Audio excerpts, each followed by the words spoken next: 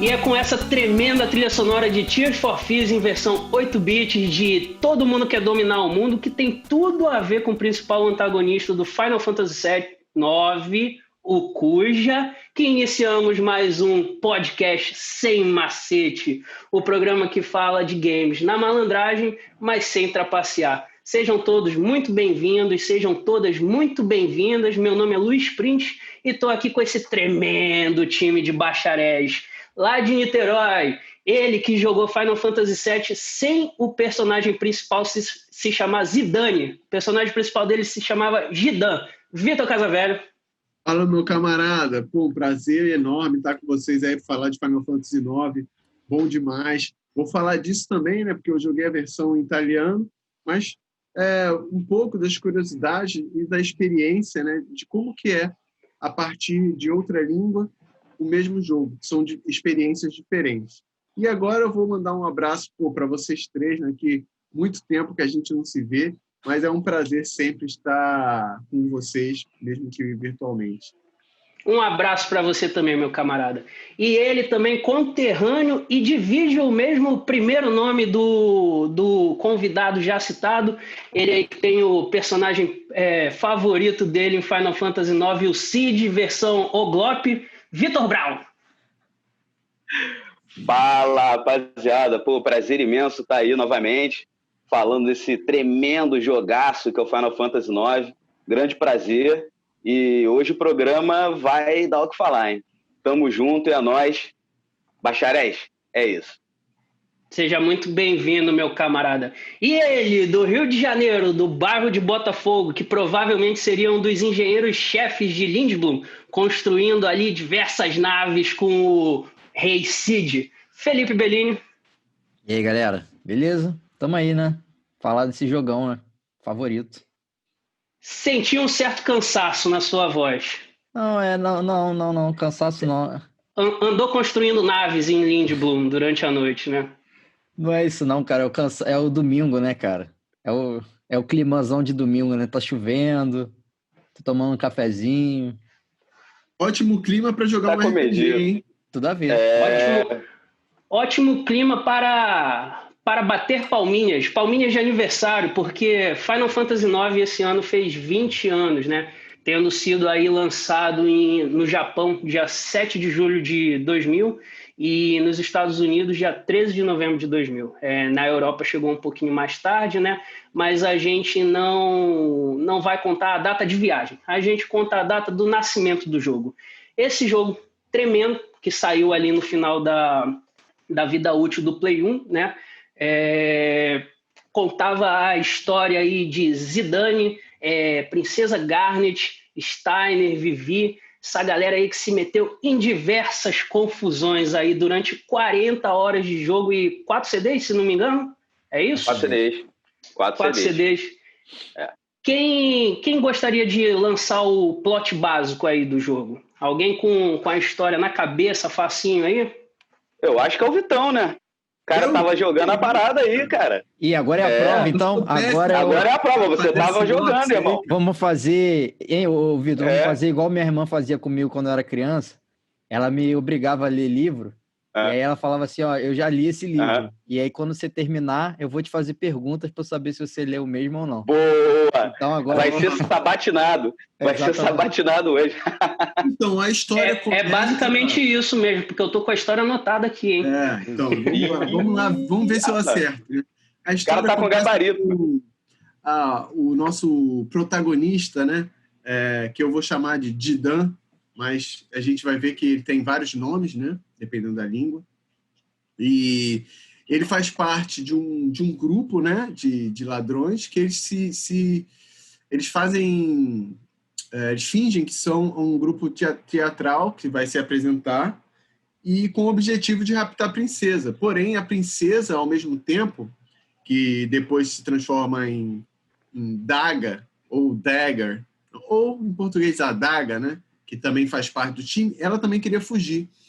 Então, ela se convida para um sequestro, né? Para um rapto, e tudo sai ao início, né? Muito, muito fácil. Eu quero raptar ela quer fugir, ela quer ser raptada, então começa a aventura aí. Só que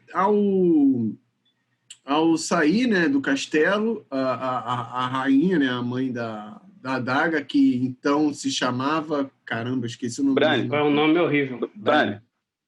Isso.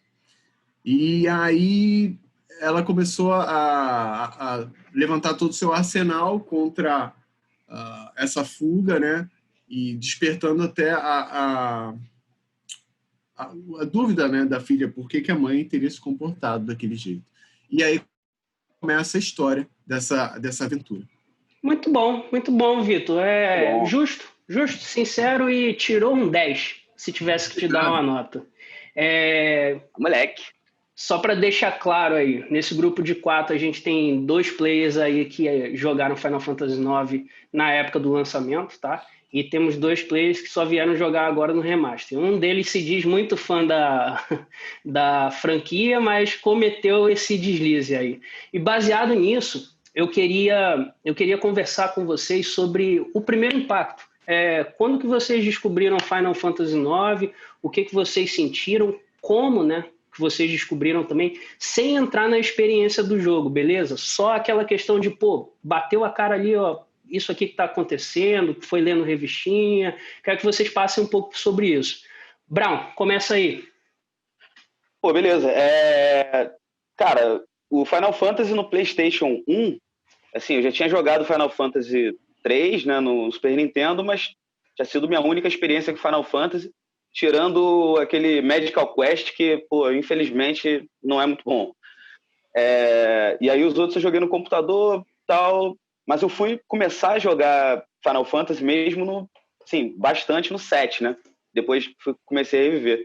O 7 foi muito importante, né? Não vou entrar em detalhes agora. Veio o 7, veio o 8, também, apesar das opiniões divergentes ou não, é um bom jogo. Alguém vai dizer que é muito bom, outros vão dizer que é médio. E tinha o Final Fantasy Tactics. Esses 3 jogos eram muito fortes, né? No console PlayStation 1. E aí começou o burburinho do Final Fantasy IX. Mas, a priori, parecia que o Final Fantasy IX sairia ainda nessa ideia de sci-fi e tal e tudo mais. E aí eu comprei a revista. Não lembro qual foi a revista na época, não lembro, acho que foi a PlayStation mesmo. Aquela revista antiga, e falaram que o Final Fantasy IX ia voltar às raízes. Foi o que eu ouvi.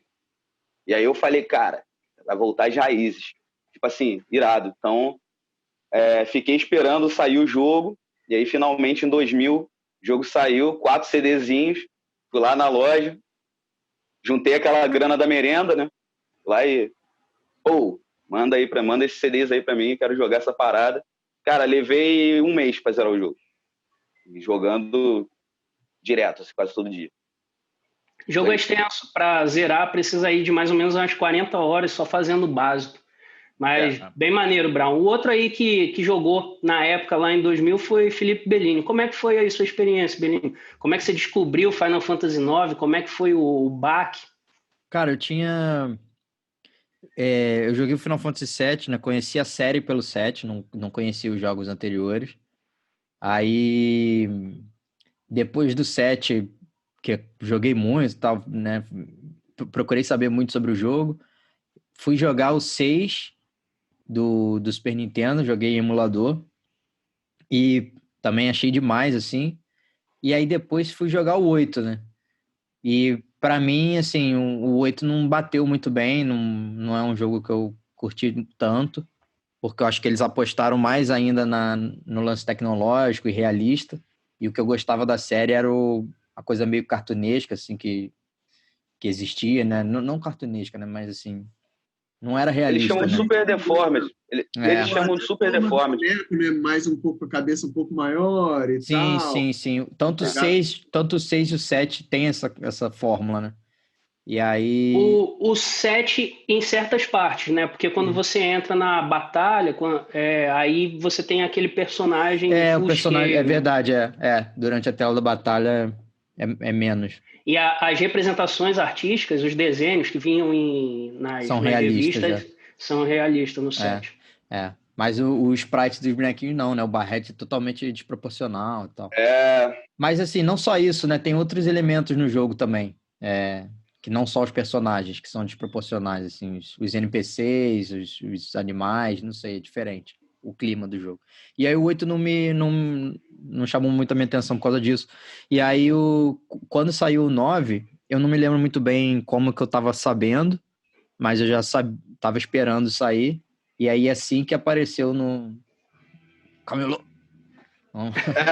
Foi lá mesmo que eu comprei também. Eu não falei porque eu achei que ia ficar... Nas lojas oficiais de venda. Exatamente. Eu comprei, cara. E foi maneiro. Por 4 de CDs, né? Dá uma maior expectativa. O 8 já era... O 8 já tinha sido 4 discos. Sim. E aí o 9... Coisa incomum atualmente, né? Isso gerava maior expectativa, assim, o jogo com muito disco. No Play 1, trocar de CD era sempre uma vitória, né? Uhum. Se chegava no final do CD, era era uma sensação de vitória mesmo. Era um marco. Quando você ia falar, onde é que você tá? Tô no CD 2, tô no CD 3. Você falava, né? Final do disco zerei o CD 1, zerei o CD 2. Isso. Mas pra mim foi sem entrar muito no jogo, mas só de começar o jogo você já vê que é uma volta às raízes mesmo, como o Brau falou. E eu curti muito. Pra mim, esse primeiro momento foi muito bom, assim. Já de cara, já gostei. Então vamos agora para os 2 fakes aí. Vamos fazer um exposed nessa galera que não jogou na época e veio jogar tardiamente aí. Ainda mais esses caras aí que ficam falando, não, eu sou fã, eu acompanho, eu jogo todos. Mas vou começar por Vitor Casavelha. Diga você, como é que você chegou no Final Fantasy IX? Como é que foi o baque? Só para te fazer uma pergunta, foi o seu primeiro Final Fantasy? Não? Tá. Foi meu segundo Final Fantasy.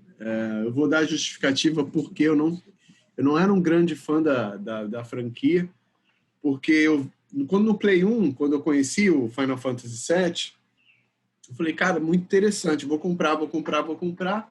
E nesse que o tempo foi passando, eu estava envolvido em outros jogos, estava jogando muito Metal Gear, que eram 2 CDs também, um jogo maneiríssimo, e outros jogos da época lá, né? E aí, quando chegou na hora de comprar o Final Fantasy VII, já tinha saído Final Fantasy VIII. Falei, 4 CDs, vou no 8. Aí 4 melhor que 3. Aí, cara, jogando, me amarrando muito, gostando muito mesmo.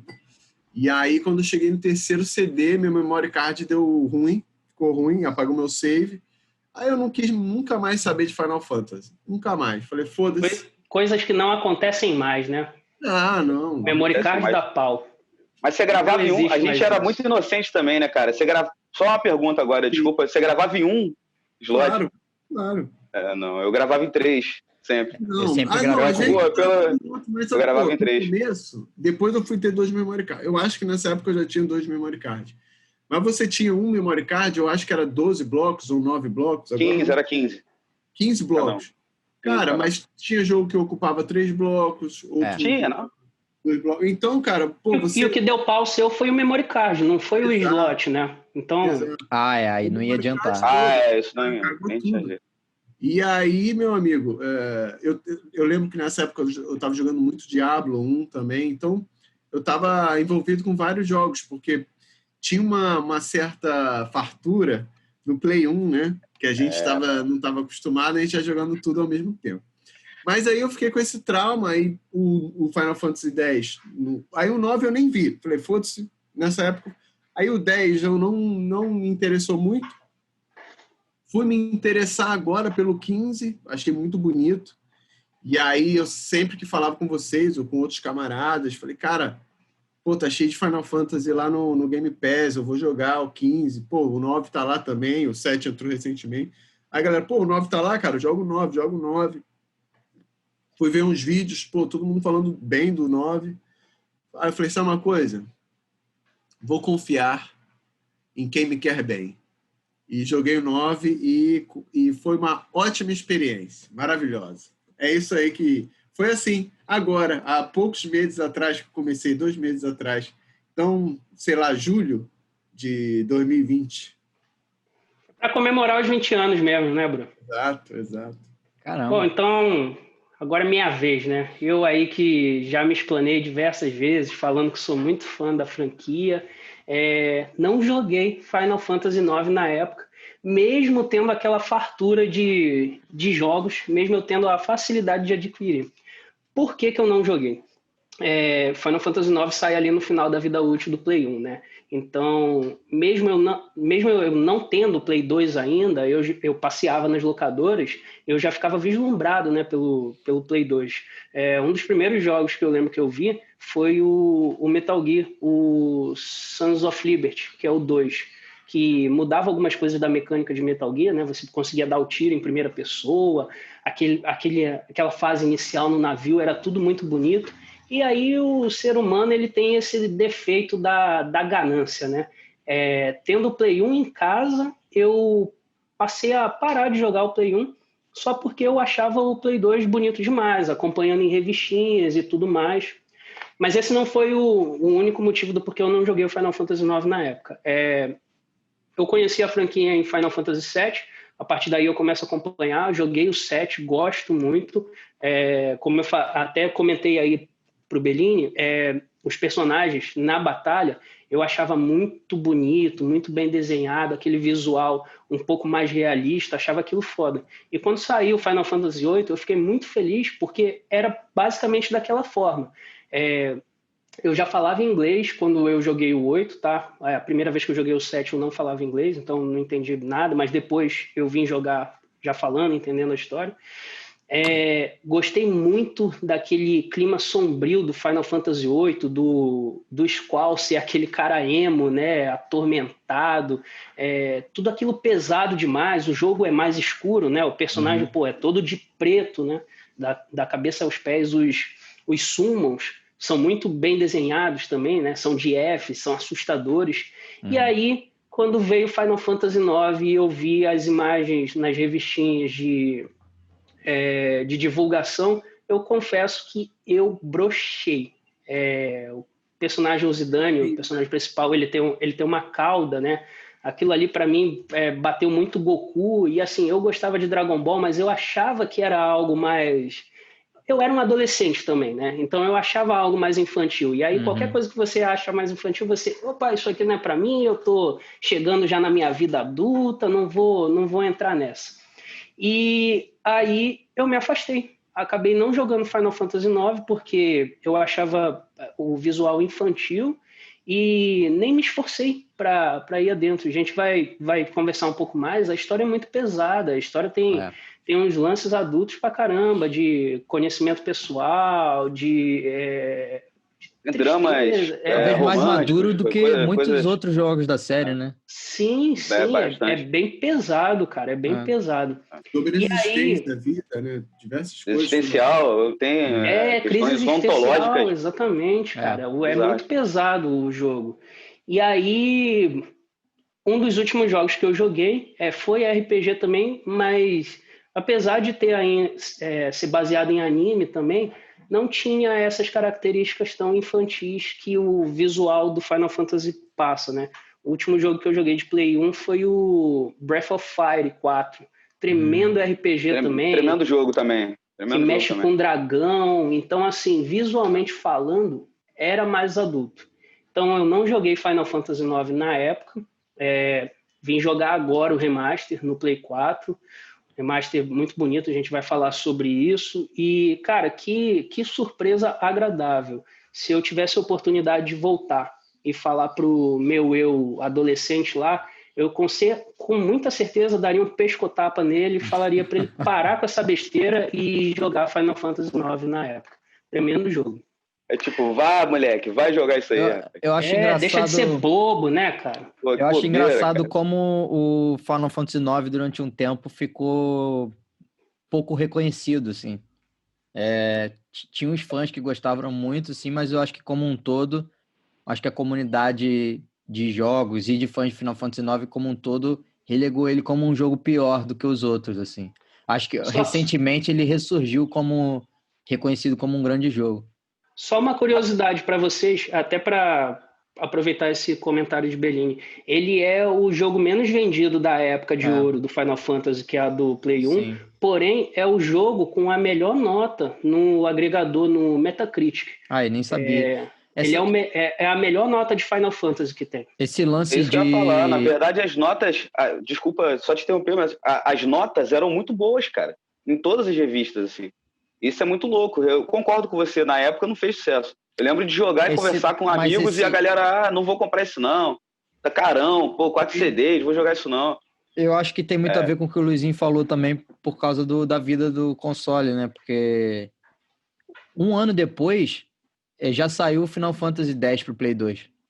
Então, assim, aí ficou defasado. Se fosse comparar a qualidade gráfica e tal, o 10 é melhor, né? Tem o visual Mas do Play ele, 2 por ser um jogo do Play 1, e no final da vida, a gente já falou isso. Ele consegue extrair talvez o máximo do console. Sim. E, eu achei...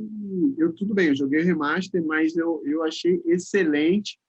E as limitações do jogo, que o movimento, o cenário é estático, né? São imagens. Aquilo me causou... O cenário é 2D. Quê? O cenário é 2D. O cenário é 2D. Aquilo me causou um estranhamento, sei lá, em 15, 20 minutos. Depois eu entrei tão profundamente na história que aquilo passou... Só me incomodava às vezes quando o personagem agarrava para ir para outra parte. Ou então quando você ia para uma outra tela e aí continuava botando o botão para frente, por exemplo, e ele voltava para a tela anterior. Fora isso, cara, é excelente. Você vê assim, cara, esse jogo para Play 1 era bom pra caramba. Era foda. Deixa eu fazer uma pergunta para você dentro desse tema ainda. Porque recentemente eu só joguei os Final Fantasy, eu joguei até o 9 do Play 1 e depois o Play 2 eu pulei. E aí só fui ver de novo a franquia no 13, quando eu fui pro 360. Então perdi esses jogos do Play 2. E aí recentemente eu fui jogar o 10. E assim, achei muito difícil de entrar no jogo, assim, não consegui curtir visualmente o jogo, a história, sei lá, não me convenceu muito. Eu queria ver de vocês, se vocês jogaram o 10 e como vocês comparam com o 9 assim, e se você teve essa dificuldade para entrar. Você meio que já falou que não teve tanto, né? Porque assim, eu joguei recentemente o 7 e o 9 de novo e não tive dificuldade, mas aí também tem o fator lembrança, replay, né? Eu já joguei o replay, então você releva algumas coisas. Agora, para jogar o 10, eu não consegui. Assim, me surpreendeu vocês terem jogado um jogo que vocês não tinham jogado. Não sei como vocês comparam mais ou menos assim, o 9 e o 10. Eu achei o 9, como eu falei, fácil de entrar, porque ele é um jogo muito bonito, assim, como ele foi refeito, né, os personagens, ele teve um cuidado, assim, eu achei bem legal. Os diálogos são bem legais, né? Você começa já naquela cena que você entra na salinha que está tudo escuro, você acende a vela, aí pergunta, quem está aí? Sou eu, blá, blá. Aí daqui a pouco você começa uma batalha, né, contra o chefe da trupe lá, e aquilo já te fala, o jogo é isso, é assim, a mecânica é essa. Você está a fim de jogar? Estou a fim de jogar, vou continuar. Porque o gráfico, apesar dele ter ele é de 20 anos atrás, né? Ele não te atrapalha a jogar. A física dele não é ruim pra caramba, entendeu? Só nessa questão que eu falei de você ir e voltar no cenário, né? Os turnos, a questão do turno, eu acho que talvez ajude, né? Se fosse um jogo que não fosse de turno, talvez você escapar de um inimigo, não sei. Talvez eu vá fazer uma experiência dessa com outro jogo em breve aí. Mas eu gosto muito de jogar jogo retrô. Esses dias aí até tirei uma foto, estava jogando Battletoads de arcade. Então, ele dialoga bastante comigo. E outro ponto positivo é que ele tem bastante save point. Não é muito, tá? Mas você acha o personagem, salva e consegue continuar seu jogo bem. Contudo, tem momentos, sim, que você fica meia hora sem poder salvar o jogo. Então você tem que saber disso. Eu, sabendo disso, só jogava... acabei o trabalho hoje, acabei. Vou jogar Final Fantasy. tinha dia que eu falava, pô, vou dar uma aula daqui a 1 hora. Não posso jogar Final Fantasy. Final Fantasy Luizinho, você compara esses dois jogos? Ou, assim, é um problema que é comigo ou... Eu não sei, queria entender. Esse lance de voltar para um jogo antigo. Assim, na minha listinha, Final Fantasy IX está acima do 10. Porém, eu gosto do 10. Eu joguei na época, tá? A história também é bem legal, tem a ver também com os personagens que fazem o summon, uma questão de ciclo, bem maneiro também, cara. Eu não tenho muita dificuldade em aceitar a limitação técnica do jogo. Eu tento me ambientar ali na época que ele foi lançado, né? Apesar de eu ter jogado o remaster. Mas, por exemplo, agora eu estou jogando Final Fantasy VI, né? Ou 3. E, cara, tranquilo para mim. Não vejo nenhum problema. Não preciso de personagem 3D. Eu gosto também. Agora, o que te afastou mais do jogo? Eu não sei dizer se foi... Cara... não sei, de repente foi o jogo não bateu, né? Você falou que o Final Fantasy VIII também não bateu. Também, contigo. Na época, e na época, né, cara? Na época. Teve algum fator técnico que te afastou do jogo? Não sei, eu acho que eu achei o jogo um pouco... Eu achei o jogo um pouco feio. Eu tô jogando o remaster do Switch, né? Que geralmente é um pouco pior do que o remaster das outras plataformas. Não sei, talvez valha a pena fazer uma tentativa. Eu não quero também me alongar muito nisso. Você tem quanto tempo de jogo? Pouco tempo, cara. Pouco tempo. Dá mais um tempinho, cara. Dá mais um tempinho. O jogo é bom. Final Fantasy é o tipo de jogo que, assim, ele assusta no início, né? E eu digo todos eles, mesmo que você já seja fã da franquia, às vezes começa muito devagar ali, né? E aí te dá uma afastada. Mas eu acho que todo Final Fantasy, se você passou da primeira 2 horas, cara, e achou ok, cara, manda ver. Se a história você vai ter muita surpresa, vai ter muita coisa que vai te chamar mais atenção. Agora, se passou 2 horas e de repente você não achou legal, aí é mais difícil tentar se esforçar mesmo para jogar, porque não vai mudar muito daquilo ali, a questão da mecânica. O que você vai ganhar mais é desenvolvimento de personagem e história. Eu vou ver. Vou tentar mais uma vez e depois eu conto para vocês como é que foi. Eu vou falar um pouco dessa parada de voltar ao jogo antigo. Eu, por exemplo, o último Final Fantasy que eu zerei foi o Final Fantasy IV do DS, cara. E, tipo, que eles fizeram um remaster, sacou? E ficou muito legal, mas lembra muito os jogos de Play 1. Essa coisa do cenário 2D, lembra muito essa parada. Eles fizeram... O jogo é muito bonito, tem alguns CGzinhos legais e tal. E é isso, assim, um jogo que a história é um pouco mais simples do que esses Final Fantasy do que a gente tá falando agora, né? Mas quando começou, eu comecei a jogar, depois de 3 horas de jogo, eu já tinha esquecido que, sabe, já não estava mais comparando com Final Fantasy XV ou com outros Final Fantasy, assim. Então, mas tem alguns jogos que eu também, da franquia, que eu já tentei jogar novamente. Aquele do dragão é o 5, né? O japonês. Que eu achei um pouco difícil. Do Cécio? Cécio, Que eu gosto pra cacete da história. Eu joguei antes, mas tentei jogar novamente e foi um pouco difícil de entrar de novo no storyline, sacou? Mas consegui, joguei. Foi isso que o Luizinho falou. Fiquei tentando ali, chegou uma hora que eu esqueci. Cara, é isso mesmo. Vamos lá. Eu tenho um amigo que ele é fã de RPG, ele gosta de jogar, mas ele não jogou Final Fantasy VII na época, ele não é tão fã da franquia. E aí, tava no Game Pass, né, o Final Fantasy VII, eu sugeri a ele. Cara, ele jogou as primeiras meia hora, falou que o gráfico era muito ruim, que ele não conseguia e tal. Cara, desistiu. Essa semana também ele me perguntou o que ele poderia jogar e eu peguei a lista do Game Pass e eu vi que Gears of War 1 e 2 tava lá na lista, né? E aí eu falei para ele, cara, eu tive Xbox 360 basicamente por causa desses 2 jogos. A partir do 3 eu já não acho tão legal, ainda é bom. O 4 eu já acho ruim e o 5 eu nem joguei. Aí ele falou, cara... É? O 5 já é dessa geração, né? O 4 também. O 4. Não, o 4... É porque tem o acho que é Judgment, o 3, o Judgment, o 4 e o 5.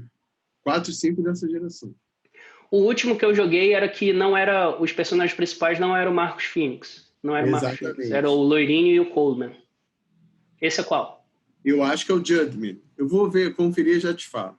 E aí eu passei isso para ele e ele falou, não, cara, não vou jogar jogo da geração anterior. Então, assim, visualmente é de cara, assim. Você bate e percebe que aquele não é um jogo que você está acostumado a jogar. Mas eu consigo relevar, assim. Até falando agora de Final Fantasy IX, a única coisa que me chamava atenção, que não era tão bonita, porque os NPCs, esse mesmo. É o Judgment. Os NPCs tiveram um trabalho, os personagens principais, que nem Vitor falou no remaster, tiveram teve uma repaginada total. Sim. E você não sente, cara, os summons também. Agora, o cenário, que é 2D, que é aquele pré-renderizado, estático e tal, é feinho, mas, sinceramente, não tive problema nenhum durante as minhas 44 horas de jogo. Tá. Bom, quer fazer mais uma consideração, Brown? Não, eu só queria para falar sobre a questão da duração do jogo que você estava falando aí e falar para a galera também, né, tipo 4 CDs e tal, que o Bellini começou fazendo uma brincadeira. Na verdade, a gente comprava no shopping também. Tinha lojas do shopping, as lojas vendiam o jogo e o jogo era naquele esquema, né? Paraguai total. E isso tornava muito mais fácil que a gente tivesse acesso aos jogos e deixasse alguns jogos para lá. Que hoje a gente pode estar falando aqui, não joguei o 8, não joguei o 9. Como que não jogou? Pô, era muito jogo. Chegava lá, te dava uma lista, um caderno com jogos e tal. Jogos grandes, Metal Gear Solid, que era um jogaço grande também, Resident Evil, todos os jogos dessa geração, né? Eu não tive muito problema com isso no Play 1, porque para eu comprar um jogo de Play 1 eu tinha que juntar uma semana inteira de lanche, e eu gosto de comer, então eu gastava esse dinheiro. Já no Play 2 eu já tive esse problema, porque na época eu estava na faculdade, minha faculdade me dava bolsa, e aí eu tinha a possibilidade de comprar jogos, vários, e não jogá-los, deixá-los mofando em casa. Complicado. Hoje não dá mais para acontecer isso com um jogo entre 200 e 300 reais. Né? Mas também, em sua defesa, tem que dizer que nessa época ainda não tinha, a gente não ficava vendo gameplay no YouTube dos jogos, né, cara? Pra conhecer o jogo, você ia lá, você olhava a foto na revista ou comprava o jogo para jogar. Tiveram alguns jogos que eu comprei, inclusive da Square, cara, que eu não joguei. O Vagrant Story eu ignorei o jogo. Tremendo jogo. Bom, não era porque o jogo era ruim, mas é porque eu tava jogando tanta coisa que eu emprestei, aí perdi o CD, nunca mais vi, sacou? E tá um jogo que eu tenho que jogar. Muito bom. Então vamos lá, pessoal. Uma outra coisa que eu queria conversar agora com vocês é até para a gente entrar mais na história. Como a gente já falou aí no início do programa, a história do Final Fantasy é bem complexa e bem pesada, do Final Fantasy IX. Então, dito isso, eu queria que vocês explicitassem aí um momento da história que marcou demais vocês, e aí vocês já podem fazer também a conexão com o personagem favorito de vocês, e a gente entra um pouco no background dele. Vitor Casavelli. Ô, meu camarada, dos dois meus personagens favoritos são o Didan e o Vivi, né? Os dois são... Aqui eu vou dar spoiler mesmo, né? 20 anos de jogo. Eu devia ter levantado a bola que o Vivi não vale ser escolhido, né? Porque eu tenho quase certeza que os 4 vão falar do Vivi. Né? Então tudo bem. Todo mundo vai falar o Vivi e mais um, tudo bem. Vivi. Mas fala então a característica do Vivi também que faz você gostar. Vamos falar sobre o Vivi. Pronto. Sim. Já que é o nosso personagem favorito. É o personagem favorito do jogo, então vamos lá. O que no Vivi te chama atenção e qual o momento da história que mais te marcou envolvendo ele? E pode dar spoiler, porque tem 20 anos de jogo. Quem não zerou tá atrasado. Sim. Quando ele é capturado pelos iguais dele, né? Os outros magos negros, e colocado num barril, e aí ele começa a ver se questionar porque os outros eram tão malvados, ele só queria se encontrar, só queria achar os seus semelhantes, os seus iguais, a gente começa a fazer diversos paralelos na nossa sociedade, né? Quem são os nossos iguais? Quem são os nossos parecidos? E por que, às vezes, você encontra pessoas que você admira tanto por conexões psicológicas e outras, e a pessoa te trata igual um cagalhão, né? Enfim, isso me machucou bastante porque me marcou, né? Marcou, porque a gente vê e a gente fala isso, às vezes, pô, a pessoa está jogando contra você no FIFA e ganha ou perde e ainda manda uma mensagem no privado lá no Xbox, não sei, no PlayStation assim, te esculhambando, te esculachando, xingando todas as suas gerações, sua família, sua mãe, seu cachorro, todo mundo. E eu não entendo o porquê daquilo, e isso acontece também na internet, né, cara? A pessoa simplesmente não conversa com você, ela já destrincha o ódio, e muitas vezes esse ódio, ela vai por motivações, por criações de grupo, né? Tudo bem, ele busca a sua identidade. Esse foi o primeiro momento. O segundo momento é quando ele descobre, já na ilha, lá na vila dos Magos Negros, que a vida dele vai ser uma vida curta. Que os Magos Negros são criados, né? E têm uma vida curta. Invalidade a vida deles. Aí aquilo também marcou. E ao mesmo tempo eu ficava pensando, cara, todo mundo pode ter uma vida curta também, né? A gente tem que entender que a gente não é para sempre também. A gente não vai ter a vida eterna, né? Então, de qual forma a gente vai viver? E o outro aspecto, por que ele é o mais simpático, é porque ele é muito educado, ele admira as outras pessoas, ele trata bem as outras pessoas. Ele é muito prestativo Ele é leal, é um amigo muito leal. Ele tem uma certa síndrome do impostor também, não é? Sim, pra caralho. Eu não consigo. Até na última batalha. Eu sou um merda, mas eu vou te ajudar. Toma o meu poder. Se você não escolhesse ele, no caso, né? Aí fala assim, toma, porque no último chefe são 8, né? Eu escolho 4, os outros 4 dão a última vida, assim, toma, por favor. Aí cada um tem uma frase de efeito. A do Vivier, eu sei que eu não sou tão forte assim, mas tá aqui, me ajuda. Sendo que ele é um dos mais fortes, né? Exatamente. Mas ele tem uma parada muito interessante, cara, que é sobre Só isso. para eu não perder o tempo, Brown, citando aí o que Vitor falou, que também vai ser um dos momentos meus favoritos, que é quando ele chega na Vila dos Magos e ele descobre que a vida dele tem validade, como ele começa a ver a vida a partir dali, né? E aí eu cito até uma frase do Gandalf, cara, que também é um mago, que é: o que importa é o que você faz com o tempo que lhe é dado, cara. E a partir dali o Vivi ele tem uma mudança bizarra de como ele lida com a vida, né? Que ele resolve voltar pro grupo, né? Ele resolve voltar pro grupo nesse finalzinho da quest aí na cidade. Isso é demais, cara. Ele resolve voltar. É demais. E excelente citação, cara. Ele fala, não importa quanto tempo você tem, o que importa é o que você faz com o tempo que lhe é dado. Ele fala com o Frodo isso. Também é uma frase marcante, realmente, cara. Essa parte aí era o que eu ia falar, que o Vitão falou várias partes que são marcantes para mim, mas uma das mais marcantes é quando ele conversa com o sábio da vila, que é um mago já mais velho, que já está perto do ciclo terminado, da morte. Eu lembro que era tipo numa parte da vila que tinha tipo um santuáriozinho de Black Mage, tá ligado? E aí ele... Aos mortos, né? Os mortos, exatamente. É o cemitério. É uma homenagem aos mortos, o cemitério. Exato. Em italiano ele não fala morrer, não, ele fala parar. Parar, porque eles são... Eles falam parar. Eles falam parar. Em inglês também. Beleza. Porque tinha uma relação com o relógio. Só da língua, mas rola...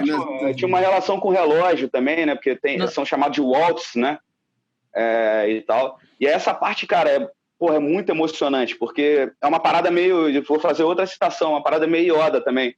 É tipo, o que ele fala pro cara é meio que o Yoda fala no episódio 3 pro Anakin, né? Tipo, cara, sem perder o medo do medo que você tem de perder as coisas que você ama, entendeu? Tipo, cara, você vai morrer, mas o que importa é o que você vai fazer quando você tá aí, entendeu?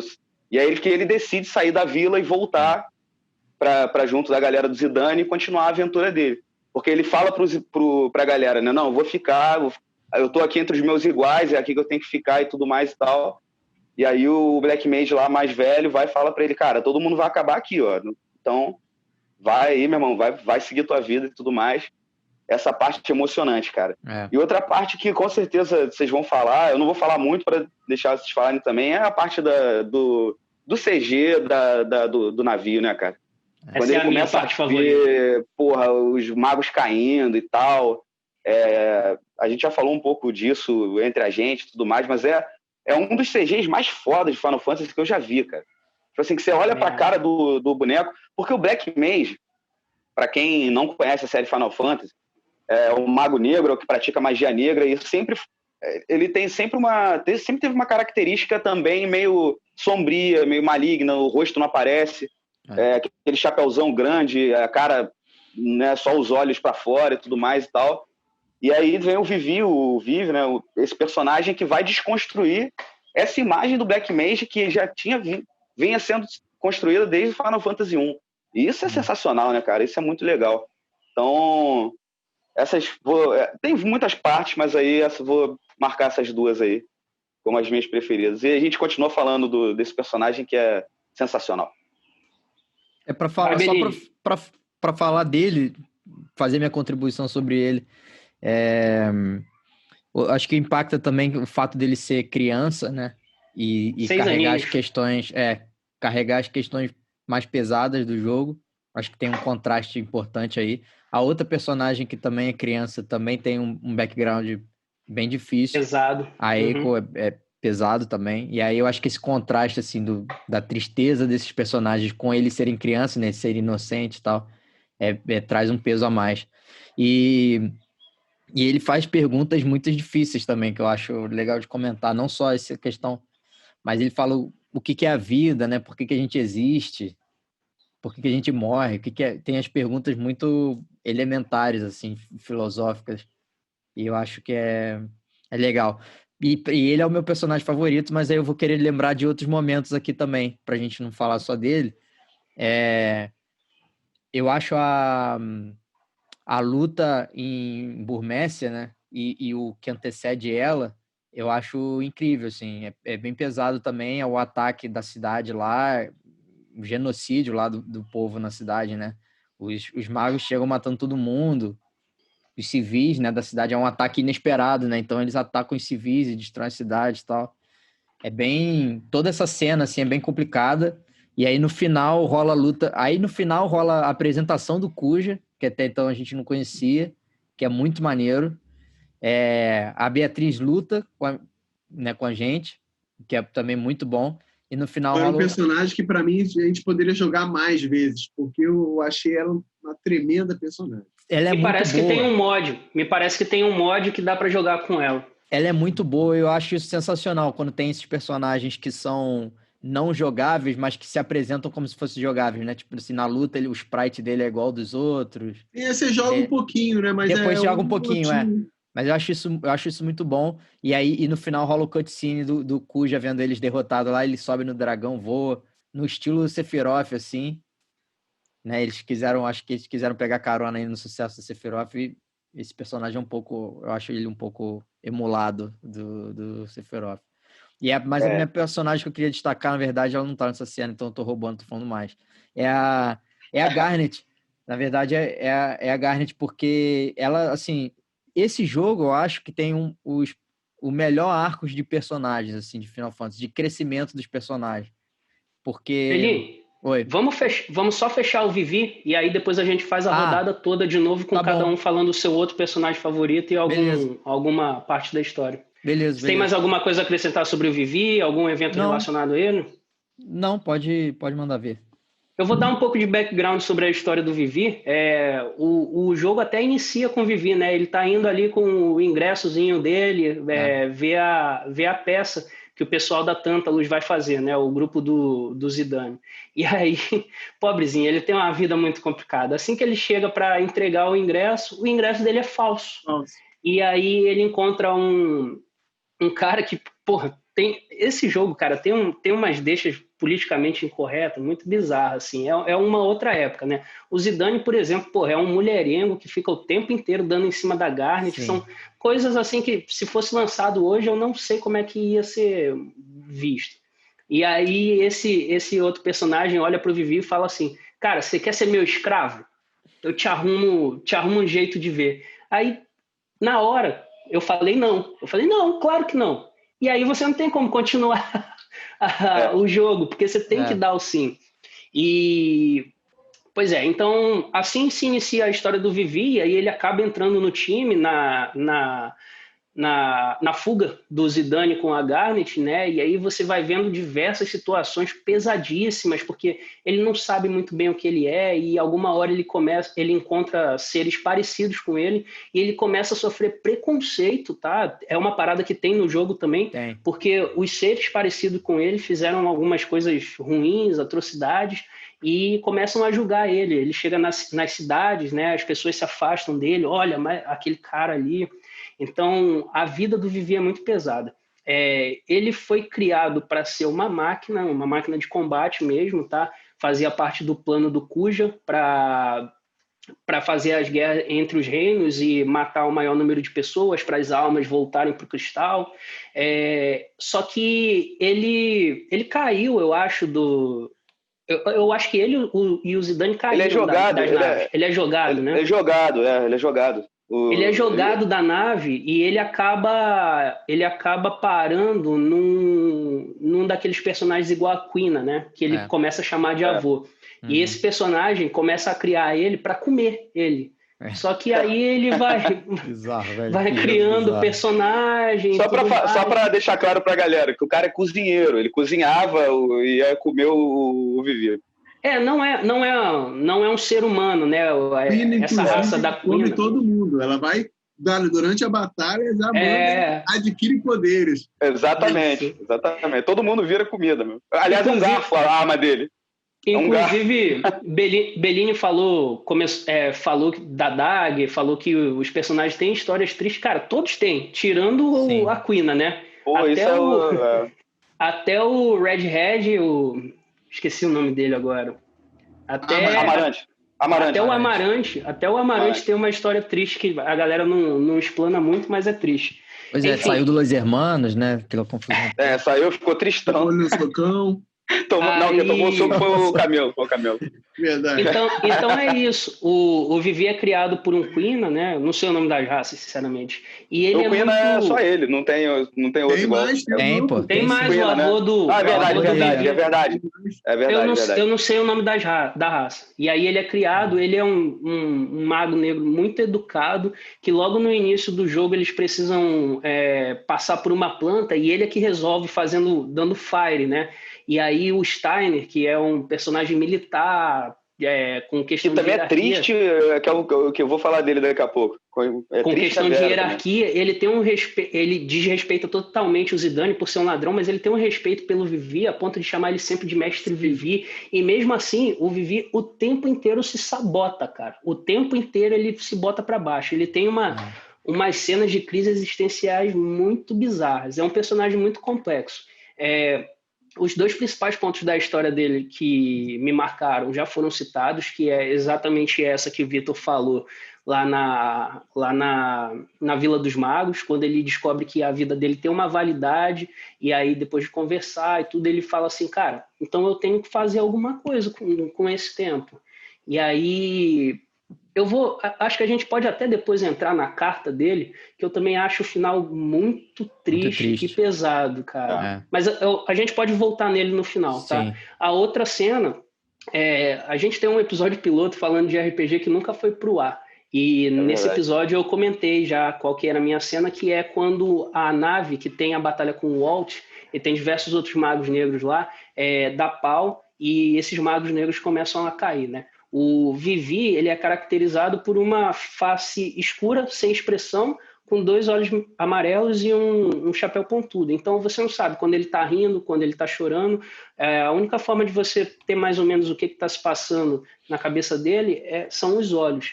E, cara, nessa hora que ele tinha acabado de descobrir outros seres igual a ele, e ele começa a ver esses seres caindo, sendo mortos, cara, é um CG isso. É uma cara de desespero, o olho dele, assim, sendo mais prensado, e você começa a se colocar no lugar do personagem, cara. Eu acho essa cena bizarramente triste e pesada. Isso aqui. Cara, exatamente essa. Essa cena é demais, cara. Esse é o Vivi. Isso é um Mago Negro, né? Pra quem já jogou Final Fantasy Tactics também, essa é a representação do Mago Negro. Quem jogou Black Final Mage, Fantasy 1, 2, que você só tinha as classes, né? Você não tinha personagens, também era representado assim. Mas beleza, esse personagem é muito rico, cara, e apesar, de novo, vou ratificar isso, apesar desse visual um pouco mais infantil, a história dele é muito complexa, e eu sugiro a todos que joguem Final Fantasy IX e deem bastante atenção a esse personagem. Mas vamos passar por ele e vamos então para o personagem principal, favorito, que não é o Vivi do time. Vou voltar agora ao contrário, vai lá, Beline, você já estava falando da Dag. Isso. Eu queria falar duas cenas dela que eu acho muito boa. A primeira é bem no início do jogo, quando ela corta o cabelo, né? Ali, tipo assim, ela é um atestado do compromisso dela com o que ela tá fazendo, né? Porque os caras falam, você não pode vir com a gente porque você é muito famosa, vai ser reconhecida, não sei o que. E aí ela, para fazer um gesto e tal, ela vai, pega a daga e corta o cabelo, aí o apelido dela vira Daga, né? O pessoal chama, o Zidane bota o apelido dela de Daga. Mas comparando, é também parecido com a cena que o Vivi se encontra, né? É naquele momento ali que o personagem renasce, né? Com novos objetivos e para de pensar na mãe. Entrarem no navio, né? No navio, que depois rola, eu acho, a cena do Vivi. Sim. Então, acho que essa cena, assim, já mostra muita coisa sobre ela. E ela é um personagem que evolui muito. Então, no início, ela tinha confiança total na rainha. Então, ela tá fugindo, mas ela tá fugindo para entender o que tá acontecendo, e não porque ela acha que a rainha tá errada.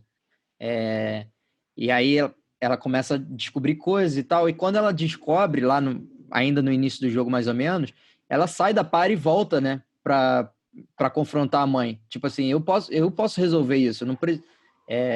Ela toma uma responsabilidade para ela. Tipo assim, ela faz parte da família, ela também é princesa, ela fala, eu posso resolver essa questão na guerra. Achei legal isso, da parte dela, ela assumir essa responsabilidade.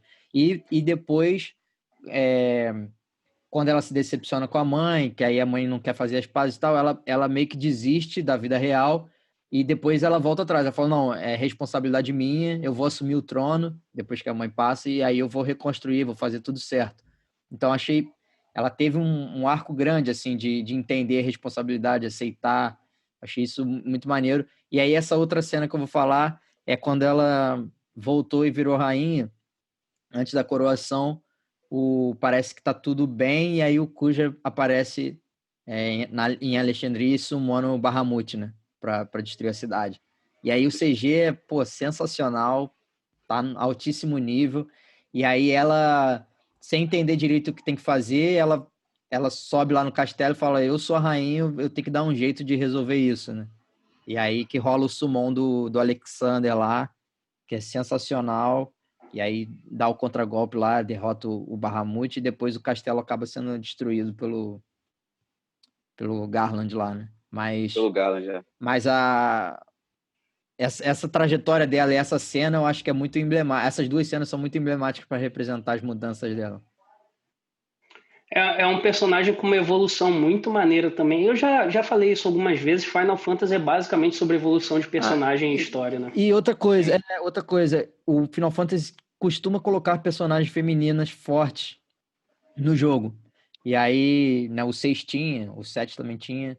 E ela é uma personagem muito forte. E você estava comentando sobre as investidas do Zidane, ela sempre bateu de frente, né? Tipo assim, ela não caía no papo furado dele, não, né? Porque ele é muito um 7-1. Era o contrário. Ele era o contrário da Renault. Era o contrário da Rinoa com o Squall, né? Que a Rinoa ficava, pô, em cima dele, ele, pô, não, aquelas maluquices dele porque lá. ele era emo, ele queria... Era emo, o cara era tristonho. Pô, mas falando sobre isso, tem outra parada muito errada, né? A Eiko o tempo inteiro atrás do Zidane também, prometendo amor. Uma criança de 6 anos com um moleque de 16, né? Cara, esse jogo é coisa de japonês mesmo. É coisa de japonês, ela admirava ele, né? Era uma coisa quase de... platônica, né? E aí tem aquele... Era platônico, não era igual E aí tem aquele episódio também, estilo Trapalhões, né? Turma do Didi, que é o episódio da carta, né? Ela escreve para ele, deixa lá, aí vem o Steiner, pega, aí vem o Blank, pega, aí vai para Beatrix, vira uma zona do caramba, e acontece que o Steiner e a Bellatrix acabam se apaixonando exatamente por causa desse momento. Pô, cara, então, pô, já que você puxou, se for possível botar uma ficha, cara, um personagem que a galera nunca fala muito é o Steiner, cara. Eu acho muito foda esse personagem. Complexo justamente demais também.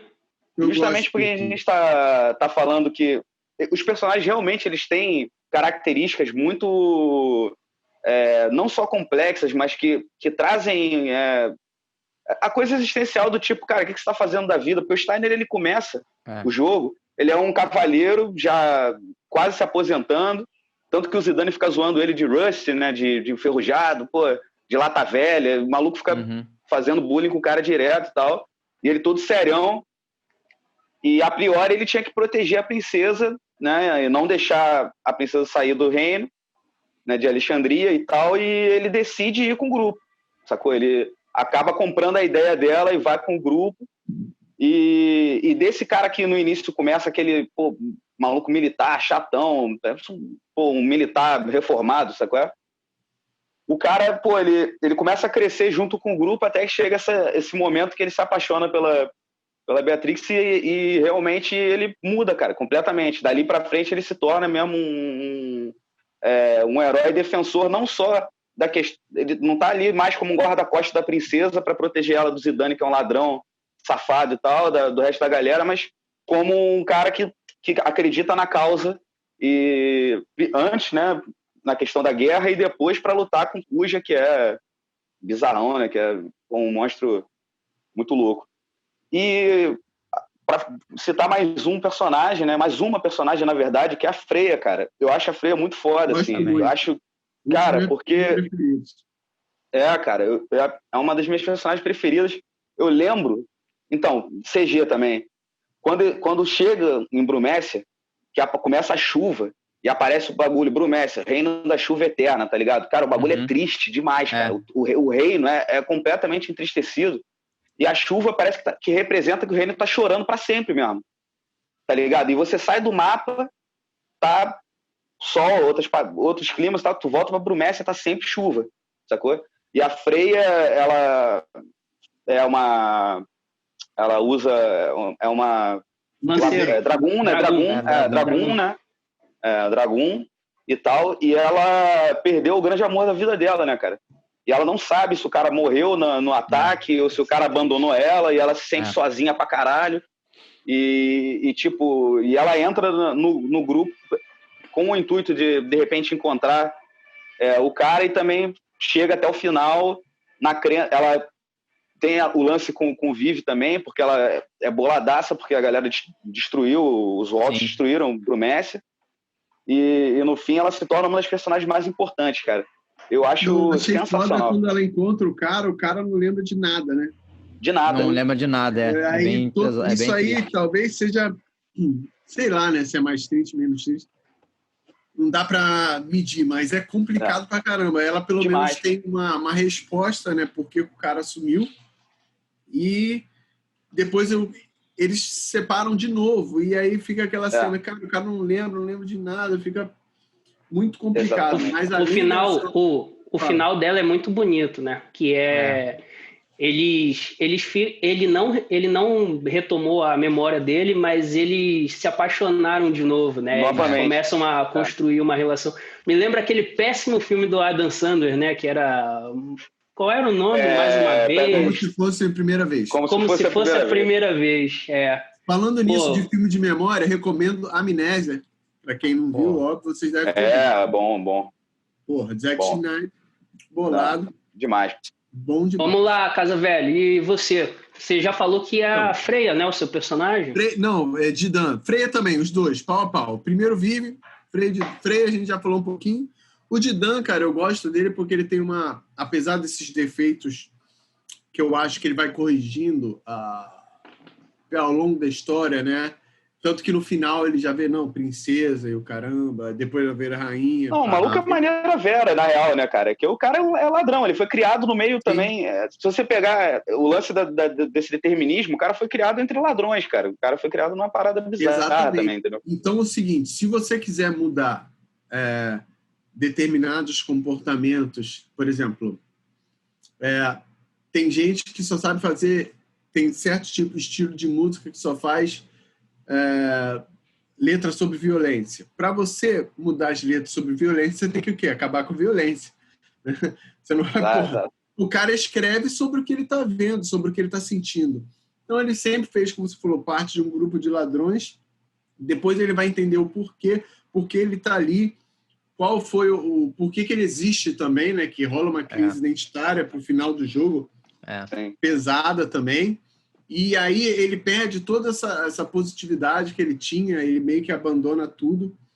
E depois as pessoas vão convencendo ele, né? Ele vai andando, aí encontra as pessoas. Não, pô, cara, vamos lá.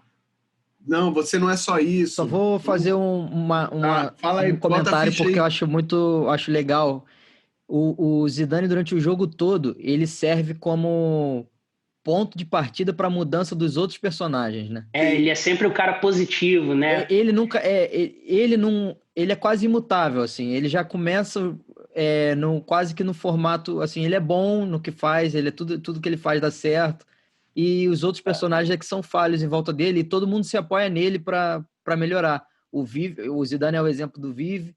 Através do Zidane, o Steiner vê que às vezes nem tudo é preto e branco, né? O cara que se achava que era ruim e tal. A Garnet também tem nele um exemplo.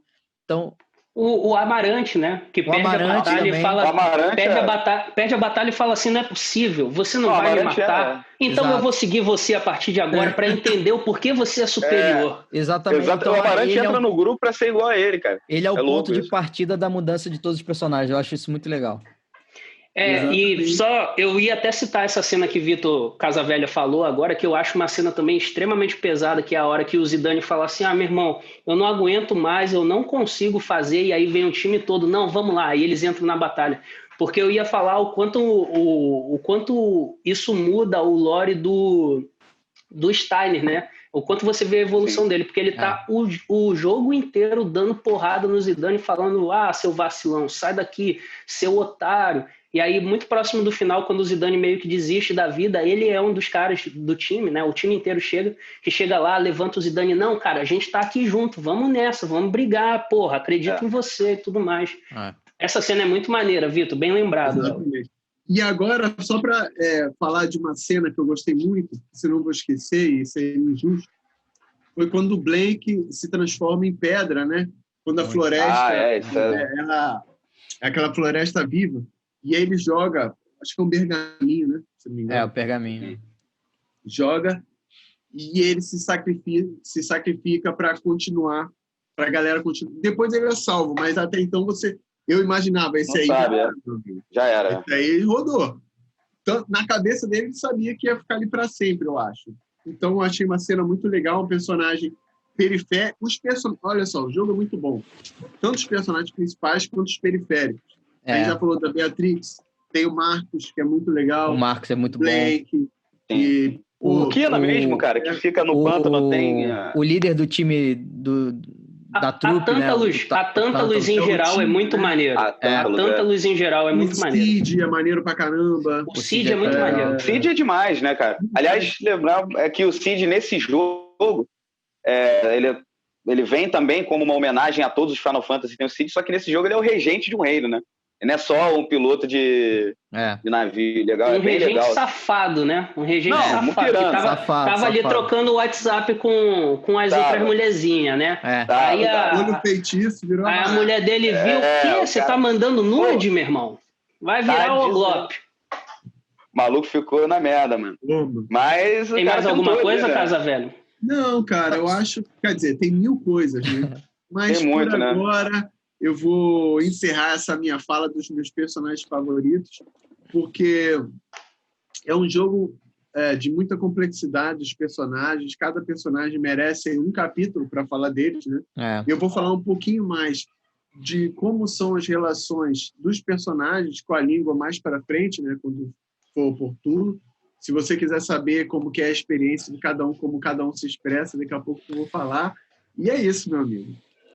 Só porque tá dentro ainda desse assunto, que você puxou essa cena do Blanc, a recuperação dele depois, faz parte também do arco da Dagger, né? Porque ela volta lá para ajudar, porque ela fica com peso na consciência, sabe que ele virou pedra para ajudar ela, né? Então, assim... Na fuga dela, porque se não fosse a revolta da mãe, os caralho, não ia cair lá e não ia ter essa problemática.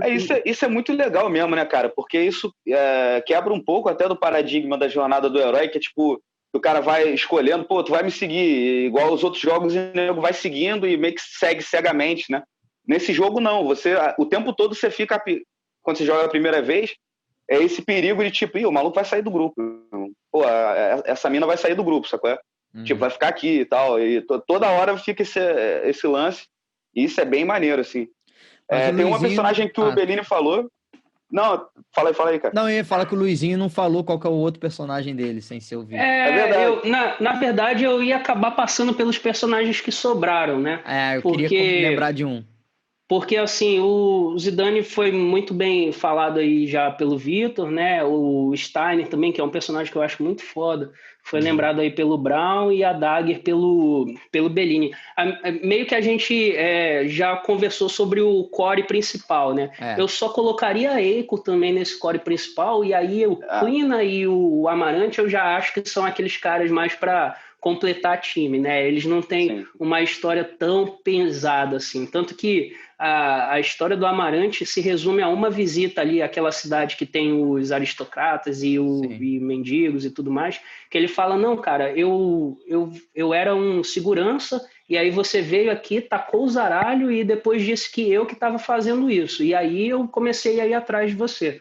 E quando você me derrotou e não me matou, no melhor estilo samurai, né? Ele, Musashi, vou começar a segui-lo e entender o porquê que você é superior a mim. E aí tem uma dungeon que o Amarante chega e fala assim, meu irmão, vocês estão aí discutindo o que vocês vão fazer? Ó, eu sou foda, eu vou entrar aqui, vou enfiar a porrada em geral e volto.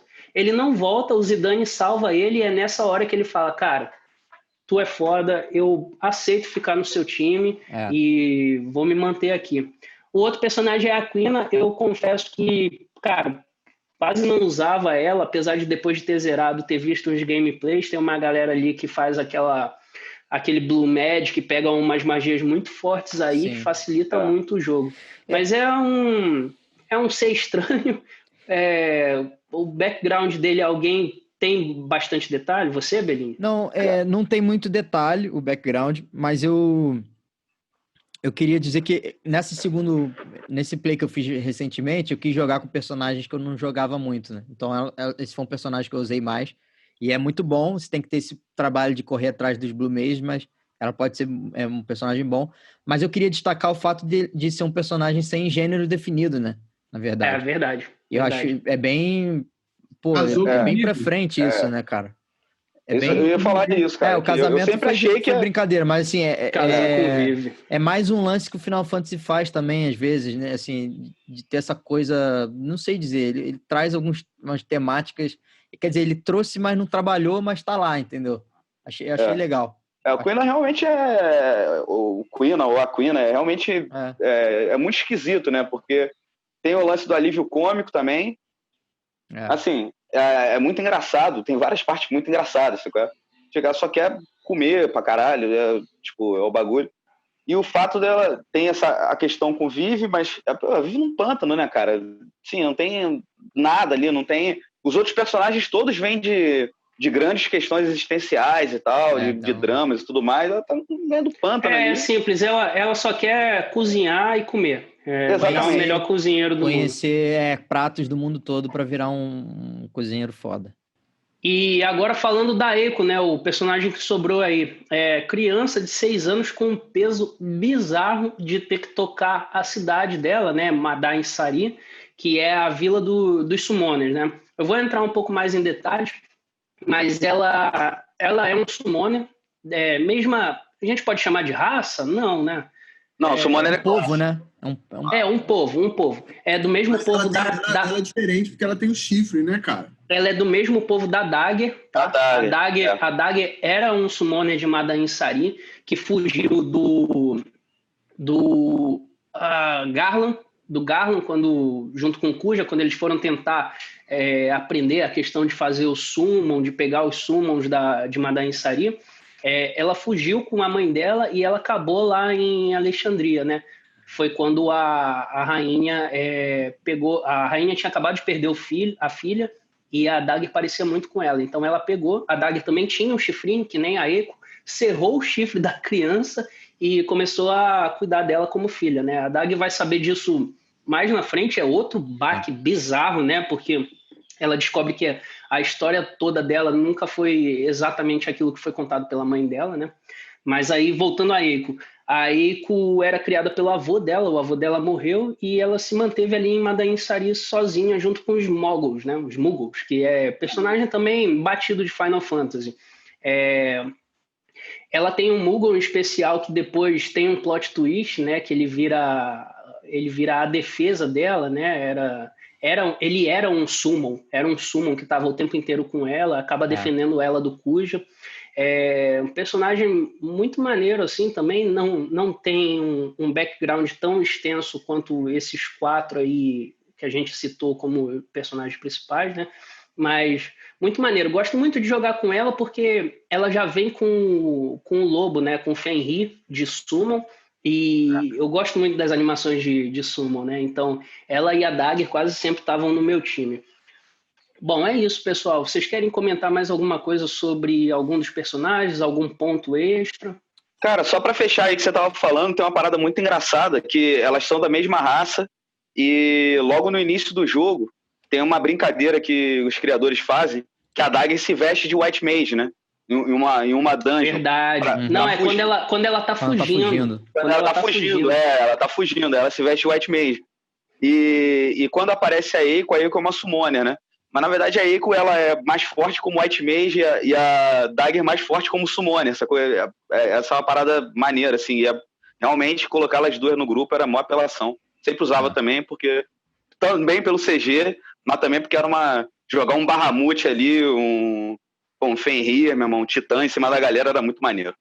É engraçado, a gente vai comentar um pouquinho mais à frente sobre o sistema de batalha, mas eu lembro que a Eiko eu consegui o Cura 2 antes da Dagger, e aí eu deixava a Eiko como White Mage no meu time para fazer esse serviço. Mas é um era isso que eu tava falando, também acontecia comigo. Então é isso, pessoal, a gente já se estendeu bastante. Eu acho que só pra gente passar o laço aí nessa parte de personagem, é legal a gente comentar um pouco também do vilão, né? Assim. Eu quero comentar um pouco mais do vilão, mas no programa seguinte, porque a gente já se estendeu um pouquinho aí demais e eu sei que às vezes pode ser um pouco cansativo ouvir essa voz gostosa desses 4 players aí. Dito isso, a gente zera aqui o CD1 de Final Fantasy IX e retorna semana que vem com o CD2 e a finalização do jogo. Valeu, pessoal. Até lá. Valeu.